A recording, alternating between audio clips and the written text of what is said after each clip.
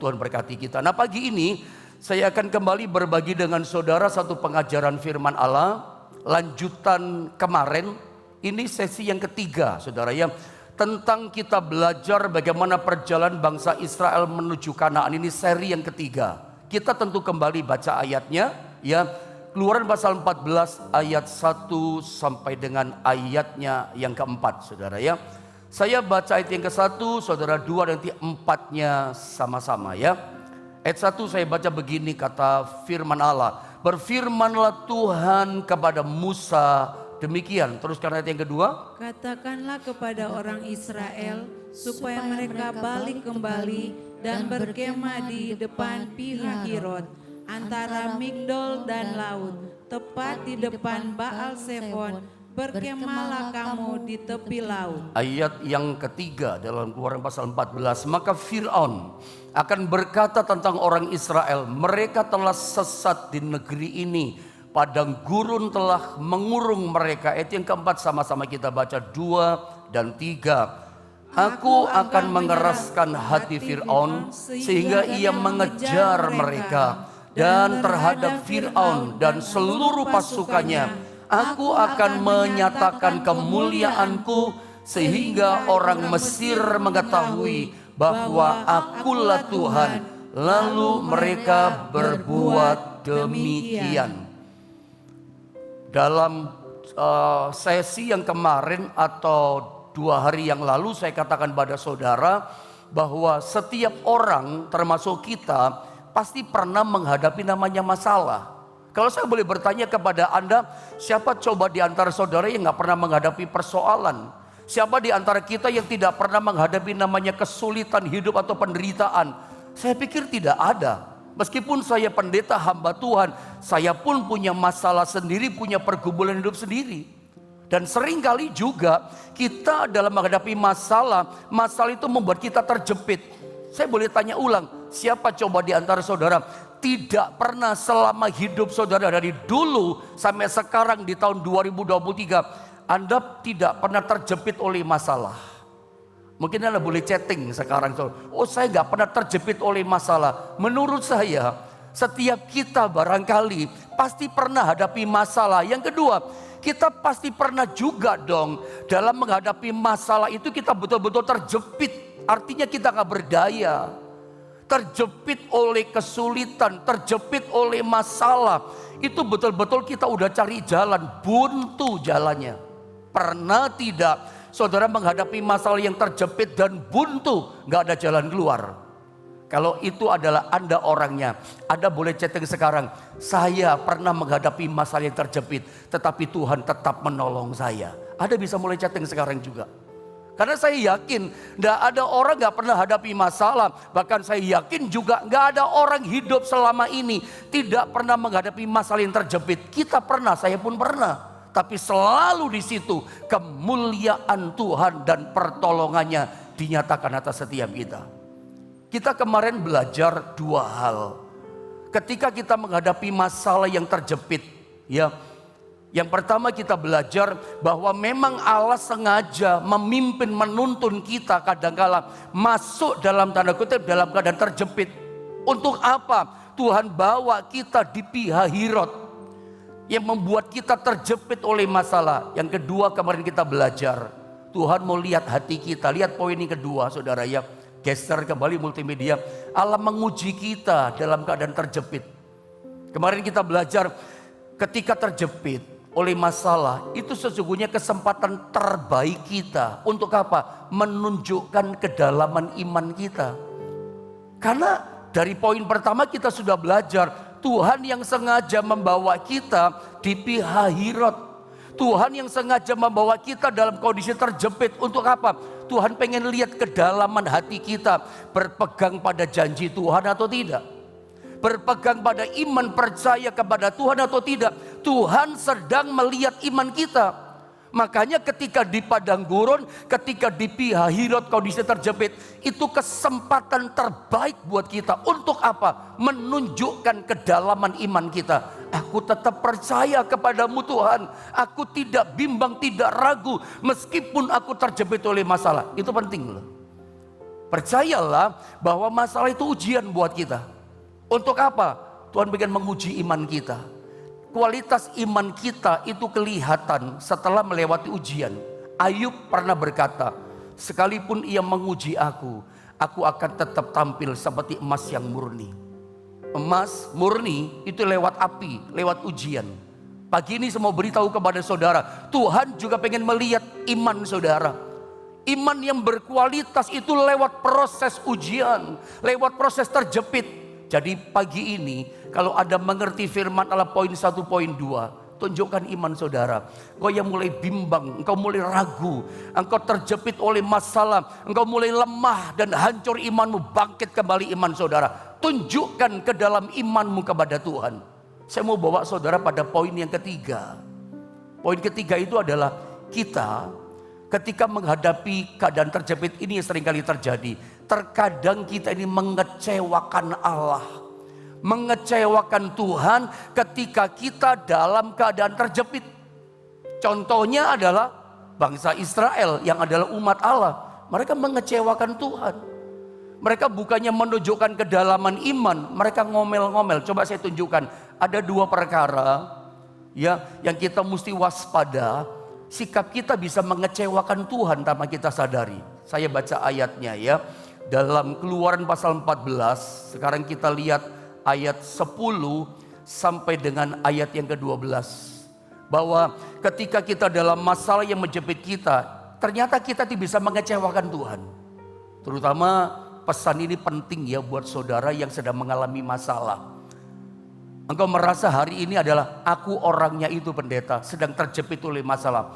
Saya ingin poin yang ketiga, Anda perhatikan baik-baik. Supaya apa? Supaya hidupmu jangan mengecewakan Tuhan. Saya ngomong saja sedih.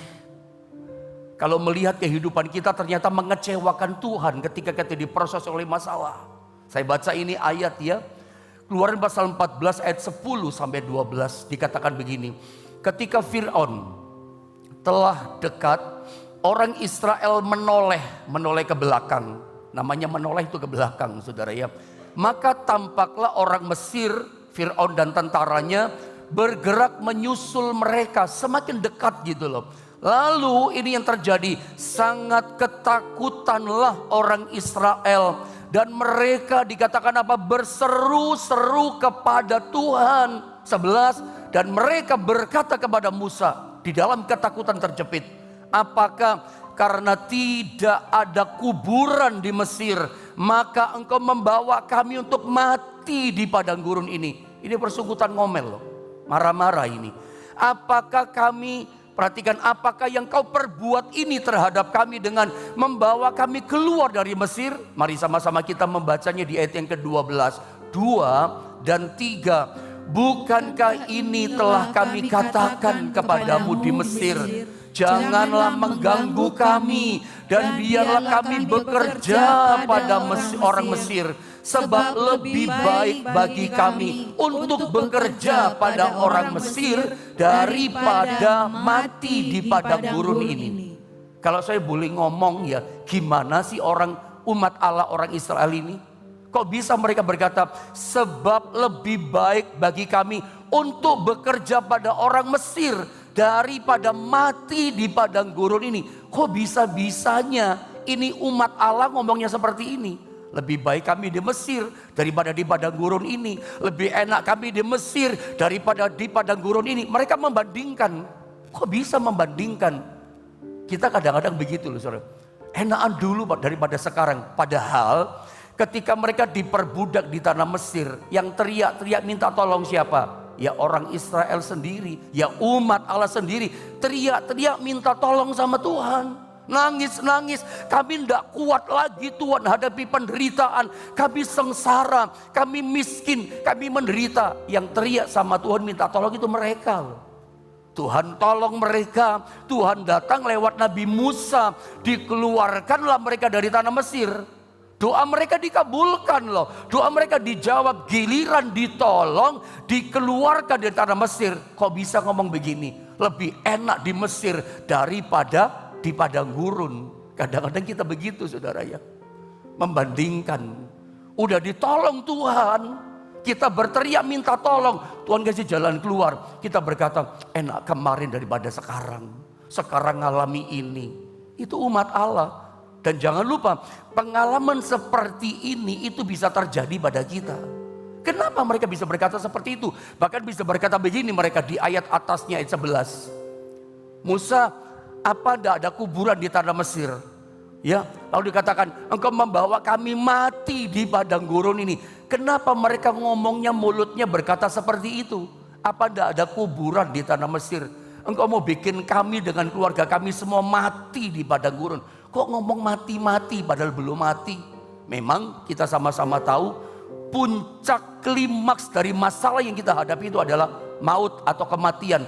Masalah terbesar yang paling besar yang ditakuti manusia, yang dihadapi manusia itu kematian. Mereka belum mati kok, tapi sudah ngomong mati-mati, kami mati di padang gurun ini. Apa sebabnya? Ada dua perkara pada poin ketiga yang saya mau coba lepaskan, bagikan sama saudara. Dan dua perkara inilah yang bisa mengecewakan hati Tuhan. Bagi saudara yang khususnya kamu sedang terjepit oleh masalahmu, perhatikan dua perkara ini. Kita melakukan sekali saja, itu mengecewakan hati Tuhan. Yang pertama adalah, kenapa mereka bisa berkata seperti itu? Kami mati di padang gurun, lebih enak di Mesir daripada di padang gurun ini. Mereka mulai membandingkan. Yang pertama adalah karena ketidakpercayaan mereka kepada Tuhan. Kenapa tidak percaya? Karena mereka takut.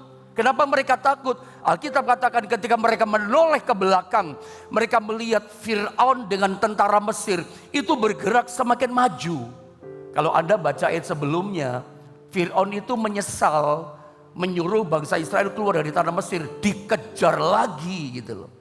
Waktu semakin dekat bergerak, kan saya udah katakan Pihahirot itu bukan tempat yang strategis buat bangsa Israel.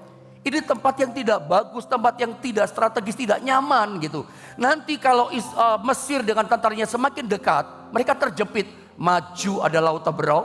Laut Teberau itu bicara tentang masalah yang buntu. Laut Teberau itu bicara secara rohani masalah yang tidak ada jalan keluar. Pihahirot bicara terjepit oleh masalah. Kanan kiri gunung, depan buntu Laut Teberau, belakang. Belakang itu kematian saudara ya. Fir'aun dan tentaranya yang begitu banyak. Makanya umat Allah begitu menoleh ke belakang, lihat tentara Mesir bersama dengan Fir'aun, mereka ketakutan. Pertanyaannya adalah begini, kenapa mereka ketakutan? Kenapa? Apa yang membuat mereka takut? Karena kalau kita baca kisah ini, saya mau jelaskan gini loh, mereka itu barusan ngalami mujizat kok. Menurut saya masih hitungan hari. Paling lama masih hitungan minggu, hari lah begitu. Kan mereka barusan keluar dari tanah Mesir, mereka mengalami 10 mujizat Tuhan loh. Kalau saya boleh bilang, ini umat Allah, kenapa mengecewakan Tuhan dalam keadaan terjepit? Mereka gagal melihat kehadiran Tuhan. Mereka gagal melihat segala mujizat-mujizat yang Tuhan berikan dalam kehidupan mereka. Gak bisa ngerti tujuan mujizat dikasih sama mereka. Gagal di situ. Makanya ketika hadapi masalah, ada Laut Teberau, ada Pihahirot yang terjepit, plus ditambah beruntun gitu ya. Mesir dengan tentaranya semakin mendekati mereka. Mereka ketakutan. Kenapa mereka takut? Kan barusan ngalami mujizat. Ada tahu ya, mujizatnya yang dialami umat Allah gak main-main. 10 mujizat. Di tanah Mesir, mereka tinggal di tanah Goshen. Ada 10 tulah, ada 10 penghukuman yang menimpa tanah Mesir. Israel satu pun tidak ngalami. Diproteksi, dibedakan, dilindungi oleh Tuhan. Itu kehadiran Tuhan, mereka gagal melihat. Mereka tidak ngalami loh satu dataran. Ini selamat mereka. Dari mulai air jadi darah. Sungai semua berubah jadi darah. Kalau punya sumur mata air jadi darah. Semua ikan yang hidup atau makhluk air semuanya mati. Air jadi darah. Belum, saya yakin kalau sumber kehidupan kebutuhan pokok air jadi darah. Sebutlah itu di kota kita. Kita akan kelimpungan. Orang Jawa katakan, kita gak bisa bikin apa-apa. Ada yang muntah, anyir baunya. Makan gak bisa, air jadi darah. Itu saja tulah pertama menyulitkan, menyengsarakan, menderita orang Mesir. Belum selesai, katak datang memenuhi tanah Mesir, lalat pikat, nyamuk, apalagi gelap gulita. Itu baru selesai, dihajar lagi, dibombardir. Makanya saya pernah bilang, ketika Israel keluar dari tanah Mesir, dari tulah pertama, tulah 10, itu hancur lebur tanah Mesir. Selesai tulah pertama, hajar lagi tulah kedua. Kebingungan belum selesai, hajar lagi yang ketiga, keempat, gelap gulita, sampai hujan es. Baru kematian anak sulung. Setiap rumah tangga keluarga di tanah Mesir berurai air mata, menjerit, mereka mengerang melihat anaknya mati. Terus dihajar. Israel umat Allah keluar dari tanah Mesir itu babak belur, hancur lebur, kacau balau. Kalau ada tanah Mesir terus dihajar sama Tuhan. Sampai orang Tionghoa katakan bohwat. Mereka berkata, sudah pergi sana Musa, bawa umat Israel keluar dari tanah ini, pergi cepat. Bahkan dikasih sangu. Hari itu juga harta kekayaan Mesir berpindah kepada orang Israel. Anda tahu itu kan? Mereka dikasih emas, dikasih perak, dikasih jubah kain-kain yang indah, dikasih banyak macam kekayaan mereka saat itu kalau Anda tahu. Satu hari langsung kaya. Walaupun tidak ditulis Alkitab, tapi bolehkan saya katakan itu mujizat yang ke-11 barangkali. Diberkati Tuhan luar biasa. Ngalami mujizat kayak seperti itu loh. Masih takut juga. Kok bisa takut? Kenapa sih? Karena mereka gagal melihat kehadiran Tuhan. Mereka gagal melihat penyertaan Tuhan secara langsung. Makanya saya rindu Anda ini belajar dari peristiwa ini. Fokus kita bukan pada masalah. Fokus kita itu pada apa? Percaya pada Tuhan. Apa yang membuat mengecewakan Tuhan? Ketidakpercayaan mereka. Kalau hari ini dengar baik, poin 1 ini ya. Kalau Anda hadapi masalah terjepit, sekali saja, saya boleh ulang ya. Sekali saja Anda tidak percaya akan penyertaan Tuhan. Sekali saja kamu tidak percaya akan kuasa Tuhan. Itu mengecewakan hati Tuhan. Sekali saja itu cukup bikin hati kecewa. Hatinya Tuhan. Ada yang terjepit hari ini oleh masalah. Kalau engkau tidak percaya akan penyertaannya, sekali saja itu bikin kecewa hati Tuhan. Kenapa kita tidak percaya? Kenapa Israel ketakutan? Karena nggak percaya. Saya selalu ajarkan sama saudara, iman, ya, iman atau percaya itu lawannya ketakutan. Di mana ada iman, ketakutan tidak ada. Tapi di mana ada ketakutan, iman pergi. Gambarannya ketika iman mengetuk pintu hati kita mau masuk, yang buka ketakutan, iman langsung pergi. Tapi kebalikannya, ketika ketakutan, kecemasan mengetuk pintu hati kita, yang menyambut buka pintu adalah iman percaya pada Tuhan, langsung lari itu ketakutan. Di mana ada iman, di situ tidak ada ketakutan. Di mana ada ketakutan, iman pun tidak ada. Yang Tuhan mau pagi ini adalah percaya, beriman. Anda masih ingat salah satu poin yang saya pernah ajarkan, bahwa iman dan ketakutan itu kekuatannya sama, sebanding. Jangan lupa, iman dan ketakutan, kalau saya pakai bahasa rohani, urapannya, kuasanya sama. Yesus berkali-kali berkata, jadilah kepadamu seperti imanmu. Yang kita imani itu pasti jadi. Masih ingat itu saudara? Yesus sering berkata, salah satunya Matius pasal 8 itu ayat 13. Yesus pernah berkata pada perwira Kapernaum yang datang minta tolong kepada dia. Minta tolong hambanya menderita hampir mati. Yesus berkata begini, oke, aku akan datang ke rumahmu, sembuhkan dia. Perwira Kapernaum berkata begini, gak usah repot-repot datang ke rumahku. Aku tidak layak menerima kau di rumahku. Cukup katakan sepatah kata saja firmanmu. Aku percaya hambaku pasti sembuh. Apa kata Tuhan? Pergilah, ya, Matius 8, pulanglah dan jadilah kepadamu seperti imanmu, seperti percayamu. Ini iman pasti jadi. Yang kita imani itu pasti jadi. Sembuh hambanya tepat seperti Yesus melepaskan perkataan itu. Pergilah, pulanglah, jadilah kepadamu seperti imanmu. Sembuh jam itu juga. Begitu dia pulang sembuh. Jam berapa kamu sembuh? Jam sekian. Dia ingat persis perkataan Yesus hari itu dilepaskan. Takut sama.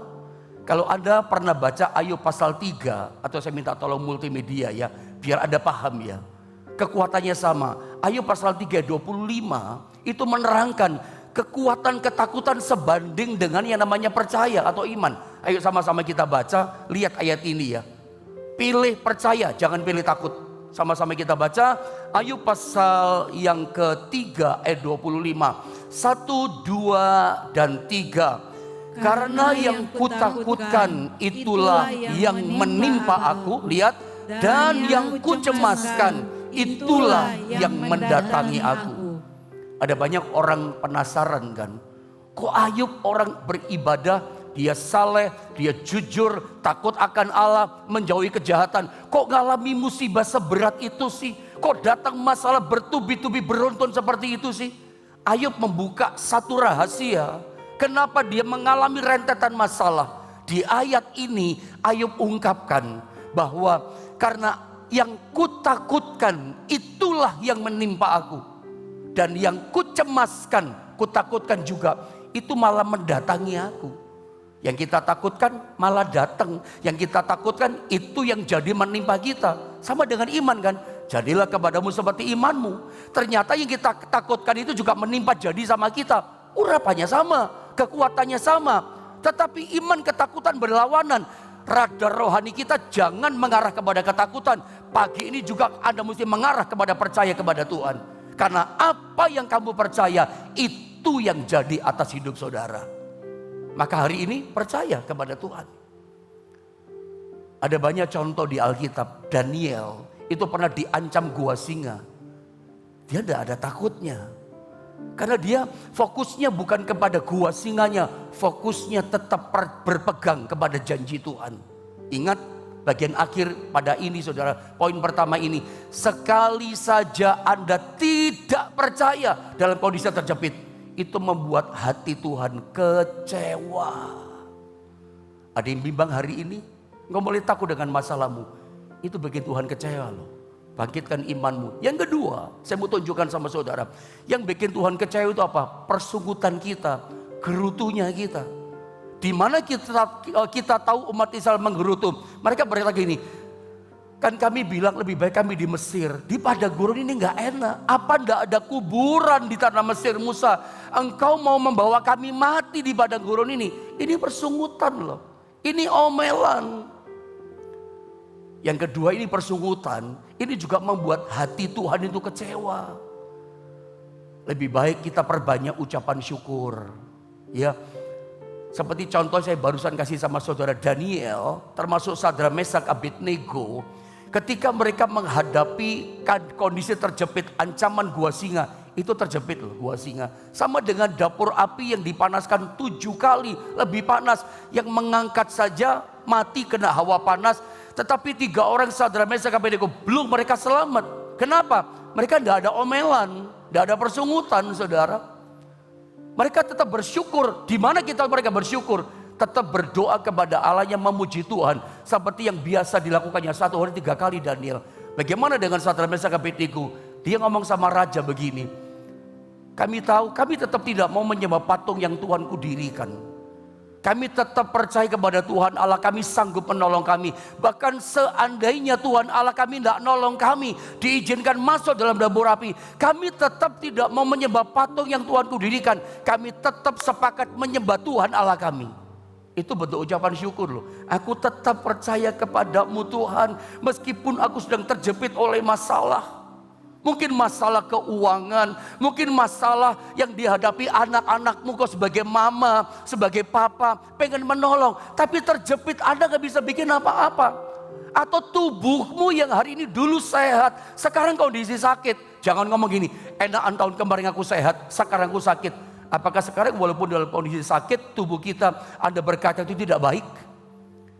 Cobalah belajar mensyukuri apa yang Tuhan izinkan terjadi sama kita. Meskipun dalam tanda kutip Tuhan sengaja sedang membawa kita dibawa ke Pihahirot, dibawanya ke laut Teberau, tertutup dan buntu dan terjepit hidup kita. Dalam kondisi seperti ini Tuhan sedang pengen melihat kedalaman hati kita. Bagaimana hati kita ngomel bersungut-sungut. Bagaimana kedalaman hati kita takut hadapi masalah. Atau tetap percaya. Atau tetap memuji Tuhan, bersyukur. Aku percaya Tuhanku lebih besar dari masalahku. Itu kata-kata iman. Tapi sekaligus kata-kata ucapan syukur kepada Tuhan. Perbanyak ucapan syukur. Kita sering memuji Tuhan. Memang ada dalam firman Allah. Ada kuasa dalam ucapan syukur. Daripada Anda ngomel, sekali nggak percaya, atau Anda ngomel juga, itu mengecewakan hati Tuhan. Saya percaya, saya yakin sekali, tidak ada satu orang pun di antara kita ingin mengecewakan hati Tuhan. Tapi ternyata tanpa kita sadari, kita bisa mengecewakan Tuhan. Pendeta, dengan apa kita bisa mengecewakan Tuhan? Dengan ketidakpercayaan kita dan persunggutan kita. Buang persunggutanmu sekarang, omelanmu. Mengucap syukur pada Tuhan. Gak usah berkata gini, kemarin lebih enak, sekarang gak enak. Nikmati padang gurun kita. Jalani pihahirot kita. Tetap dengan perkataan iman, percaya. Tetap dengan ucapan syukur. Anda pasti ngalami poin yang keempat. Saya bawa saudara pada poin yang keempat. Tujuan Allah ini, saudara ya. Allah mau menolong kita, ya. Memberikan jalan keluar dari keadaan terjepit pihahirot tadi. Di mana ayatnya? Ini ayatnya. Jadi rentetan pasal ayat ini menunjukkan Tuhan itu punya tujuan. Di setiap persoalan yang berat yang menjepit kita, di balik itu ada berkat yang besar. Jadi sebetulnya masalah yang menjepit kita, kondisi yang tertutup, itu berkat yang menyamar. Sebab di balik kondisi masalah yang menjepit kita, itu di dalamnya ada berkat dari Tuhan. Ada air madu yang manis di balik batu karang yang keras. Seperti air madu dari batu karang. Batu karang itu bicara masalah kan. Jadi batu karang masalah itu berkat yang menyamar. Makanya jangan ngomel. Jangan tidak percaya, percayalah. Kalau Anda memperbesar ucapan syukur dan kata-kata iman kepada Tuhan, Anda pasti mengalami poin yang keempat. Saya baca ya, masih pasal yang sama tentunya, Keluaran 14. Saya baca ini ayat 13 dan ayat 14, saudara ya. Begini kata firman, tetapi berkatalah Musa kepada bangsa itu, janganlah takut, berdirilah tetap dan lihatlah keselamatan dari Tuhan yang akan diberikannya hari ini kepadamu. Sebab apa? Orang Mesir itu akar masalah yang menjepit mereka juga. Sebab kata Tuhan, orang Mesir, masalah yang memperbudak mereka 400 tahun. Masalah yang begitu kuat, dikatakan apa? Yang kamu lihat hari ini, yang kamu alami hari ini. Saya nggak tahu Mesir saudara apa yang saudara alami. Itu bisa penyakit di badan. Itu bisa masalah keuangan. Itu bisa masalah pekerjaan, itu Mesir saudara. Tuhan berkata begini, sebab orang Mesir itu masalah kita. Yang kamu lihat, yang kamu alami hari ini kata Tuhan, tidak akan kamu lihat lagi untuk selama-lamanya. Apa kata firman? Tuhan akan berperang untuk kamu atau ganti kamu. Dan kamu diam saja. Dan itu terjadi. Saya mau bilang sama saudara, saya ulang sekali lagi. Kesulitan kita, laut teberau kita, Mesir kita, pihahirot kita, itu berkat yang menyamar. Semakin besar masalah menekan kita, berkat di balik itu semakin besar.